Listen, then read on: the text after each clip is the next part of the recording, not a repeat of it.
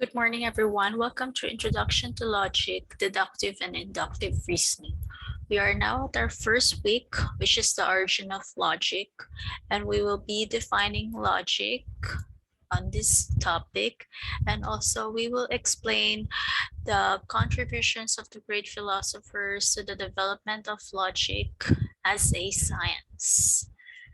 So let's proceed to our first slide.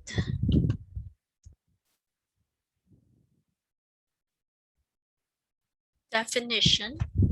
Logic comes from the Greek word logos, which means study, reasons, or discourse, or logia, means argument or logic, act of reasoning. Logic is the science and art of reasoning. For the history of logic, so logic was developed in the ancient times in China, India, and Greece. The history of logic is the study of the development of the science of valid inference. Greek logic, particularly Aristotelian logic, found wide application and acceptance in science and mathematics. Hence, the Aristotelian logic was further developed by Islamic and Christian philosophers in the Middle Ages, reaching a high point in the mid-14th century. The period between the 14th century and the beginning of the 19th century was largely one of the decline and neglect, and is regarded as barren by at least one historian of logic. Progress in mathematical logic in the first few decades of the 20th century, particularly arising from the work of Gödel and Tarski, had a significant impact on analytic philosophy and philosophical logic, particularly from the 1950s to onwards. School of Logic. Stoic logic traces its roots back to the late 5th century BC. The most important member of the school was Chrysippus, who was third head. None of the surviving works of the great 4th century philosopher Plato include any formal logic, but they include important contributions to the field of philosophical logic.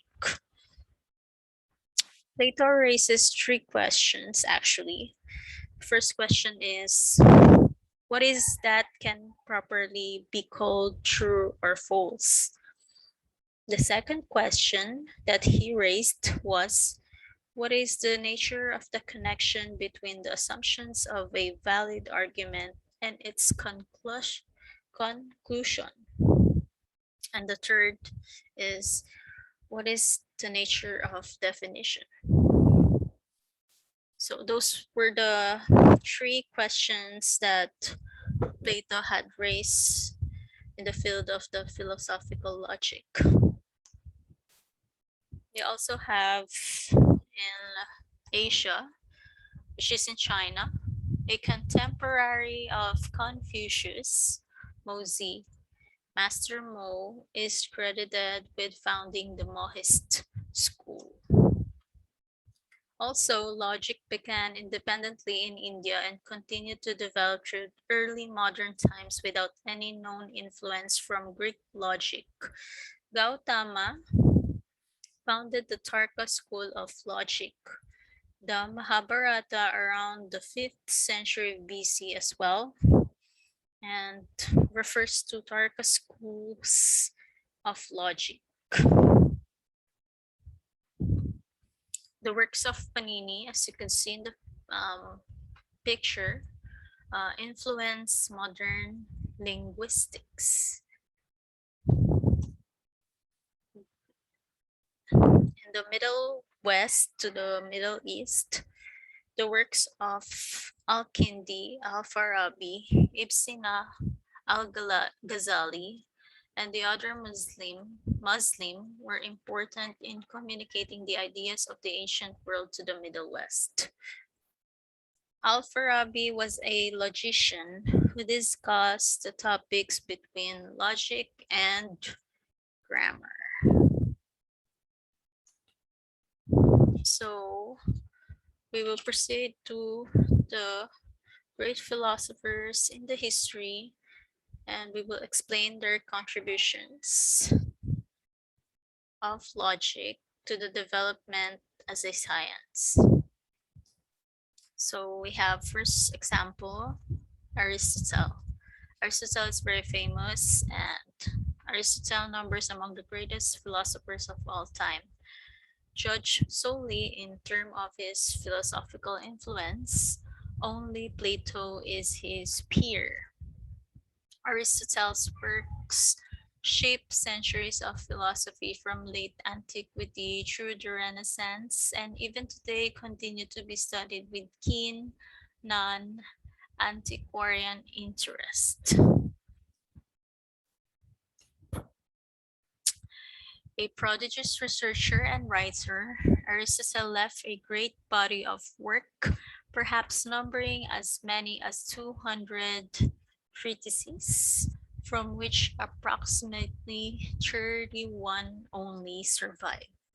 His extant writings span a wide range of disciplines from logic, metaphysics, and philosophy of mind through ethics, political theory, aesthetics, and rhetoric, and into such primarily non philosophical fields as empirical biology, where he excelled at detailed plant and animal observation and description. In all these areas, Aristotle's theories have provided illumination, met with resistance, sparked debate, and generally stimulated the sustained interest of an abiding readership. We also have our second example, which is Plato. Plato lived from 348 to 428 BC and founded the Western world's first school of higher education, the Academy of Logic. One of the most dazzling writers in the Western literary tradition, and one of the most penetrating, wide ranging, and influential authors in the history of philosophy. Plato was also a Athenian citizen of high status. He displays in his work his absorption in the political events and intellectual movements of his time, but the question he raises are so profound and the strategies he uses for tackling them so richly suggestive and provocative that educated readers of nearly every period have in some way been influenced by him. And in practically every age, there have been philosophers who count themselves Platonists in some important respects. He was not the first thinker or writer to whom the word philosopher should be applied. But he was so self conscious about how philosophy should be conceived and what its scope and ambitions properly are.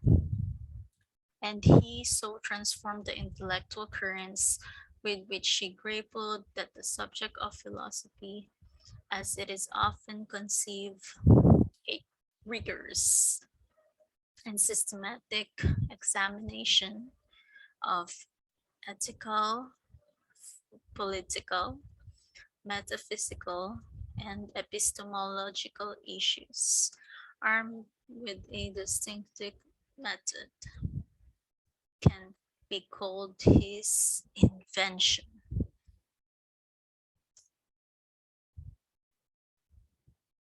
Another great philosopher in the history is Saint Thomas Aquinas. St. Thomas lived at a critical juncture of Western culture when the arrival of the Aristotelian corpus in Latin translation reopened the question of the relation between faith and reason, calling into question the modus vivendi that had obtained for centuries. This crisis flared up just as universities were being founded. St. Thomas, after early studies at Monte Cassino, moved on to the University of Naples in Italy, where he met members of the new Dominican order. It was at Naples, too, that Thomas had his first extended contact with the new learning. When he joined the Dominican order, he went north to study with Albertus Magnus, author of a paraphrase of the Aristotelian corpus. Thomas completed his studies at the University of Paris, which had been formed out of the monastic schools on the left bank and the cathedral school at the Notre Dame, also in Paris. In two stints as a regent master, Thomas defended the mendicant orders and, of greater historical importance, countered both the Averroistic interpretations of Aristotle and the Franciscan tendency to reject Greek philosophy. The result was a new modus vivendi between faith and philosophy, which survived until the rise of the new physics. The Catholic Church has over the centuries regularly and consistently reaffirmed the central importance of Thomas's work, both theological and philosophical, for understanding its teachings concerning the Christian revelation, and his close textual commentaries on Aristotle represent a cultural resource which is now receiving increased recognition.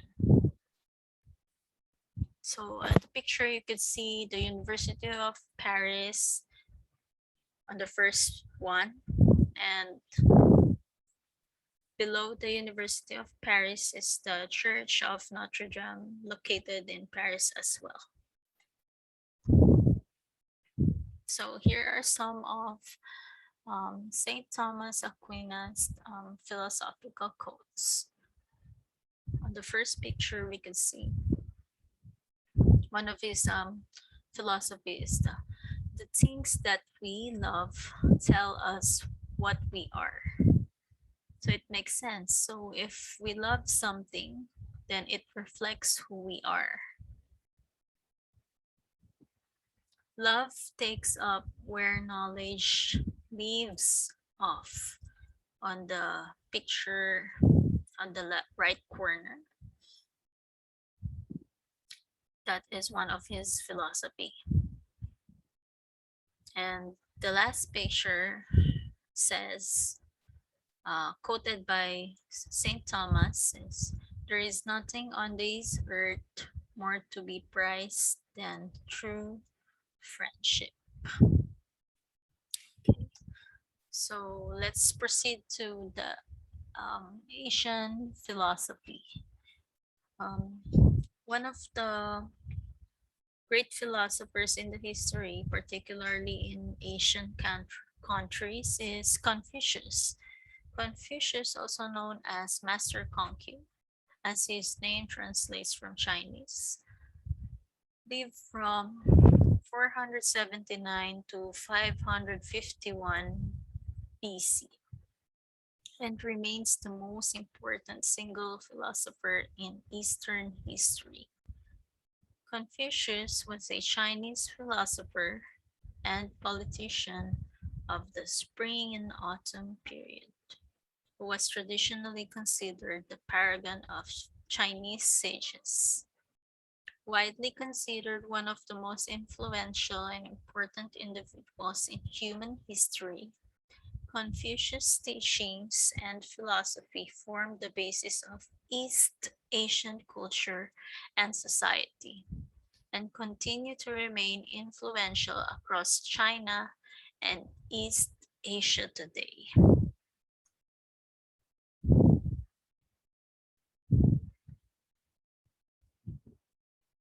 Although Confucianism is often followed in religious manner by the Chinese, many argue that its values are secular and that is therefore less a religion than a secular morality. Proponents argue, however, that despite the secular nature of Confucianism's teachings, it is based on a worldview that is religious. Confucianism discusses elements of the afterlife and views concerning heaven, but it is relatively unconcerned with some spiritual matters often considered essential to religious thought, such as natures of souls. In the Analects, Confucius presents himself as a transmitter who invented nothing. He puts the great emphasis on the importance of study, and it is the Chinese character for study that opens the text. Far from trying to build a systematic or formalist theory, he wanted his disciples to master and internalize older classics so that their deep thought and thorough study would allow them to relate the moral problems of the present to past political events, as recorded in the annals, or the past expressions of commoners' feelings and noblemen's reflections, as in the poems of the Book of Odes. So basically, in Confucianism, they believe in life after death, or what they called afterlife, and they believe also in heaven, and there is really a soul in one person. So this Confucianism is religious thought concerning to the essential um, nature of our existence here in the earth. So, which is why Confucius is one of the great philosopher in the history. We have here one of his teachings and one of his philosophy. So, one of his teachings was a variant of the golden rule, sometimes called the silver rule, owing to its negative form. So, written in Chinese, as you can see, is right there. And if you translate it, it is as said, what you do not wish for yourself, do not do to others. So, this is one famous quote to live by. It is also resembling to do not do unto others what you don't want others to unto you. So if you don't want one thing to happen to you, don't wish for others also to for it to happen to them as well. We also have one of his teachings in the picture below. Never be tired of learning or teaching others. So if you have time to learn or to listen, never be tired because learning is a continuous process. It never stops. Just listen to others and learn to respect their opinions, learn to respect their teachings, and then you may have your own opinion as well and your own teaching as well. So those are one of those are the examples of great philosophers in the history. Also, in your handouts, we have some great philosophers in the history named as Aristotle, Plato, Paul of Tarsus, Rene Descartes, Confucius, given that example already, St. Thomas Aquinas, and we also have Avicenna a prominent philosopher and physician of the Islamic world. You may read that in your handouts as well. We also have Zeno of Citium, Epicurus, and last on your handouts is the father of liberalism, which is John Locke. So you may free to read those great philosophers also. And for your activity, before we end this topic, search some of the great philosophers' most significant contributions in the field of logic. So in your handouts, one of the requirements of the philosophers mentioned above, choose 5 and Google search your most significant contributions in the field of logic.